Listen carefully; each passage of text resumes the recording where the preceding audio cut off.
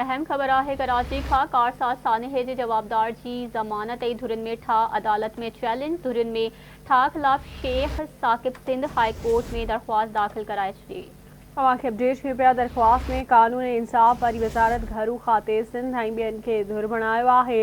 Justice Nematullah फुलपोटो दरख्वास्त के ॿुधण जोॻो हुजण बाबति दलील तलब करे वरिता। अदालत दरख्वास्त जी ॿुधणी 4 हफ़्तनि लाइ मुलतवी करे छॾी। असां ख़बर शेयर कयूं पिया कराची मां कारसाज सानहे जे जवाबदार जी ज़मानत ऐं धुरियुनि में ठाह अदालत में चैलेंज धुरियुनि में ठा खिलाफ शेख साकिब सिंध हाई कोर्ट में दरख्वास्त दाखिल कराए छॾी।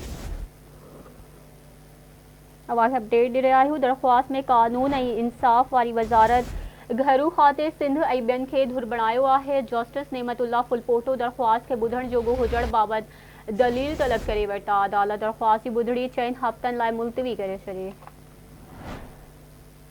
आवाज़ अपडेट दे रहा आहियूं कराची खां कारसाज सानहे जी जवाबदार जी ज़मानत ऐं धुरियुनि में ठा अदालत में चैलेंज।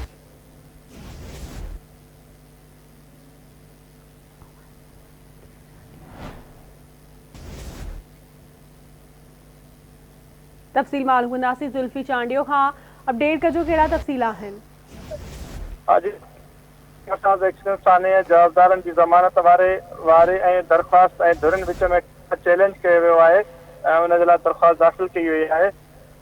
शेख साकिब दरख्वास्त में कानून ऐं इंसाफ़ वारी वज़ारत घरू खाते सिंध ॿियनि धुर खे धुर बणायो आहे। ड्राइविंग ऐं मंशियात जे केस में क़त्ल ख़ता बदिरां क़त्ल अमद जूं शिकूं शामिल कयूं वञनि। दरख्वास्त में इहो ॼाणायो वियो आहे। जस्टिस नेमतुल्लाह फुलपोटो दरख्वास्त के क़ाबिल समाअत हुजण बाबति दलील तलब करे वरिता आहिनि। अदालत दरख्वास्त जी ॿुधणी 4 हफ़्तनि लाइ मुलतवी कई आहे। जी ठीक है, मेहरबानी अवाज़ अपडेट करण लाइ।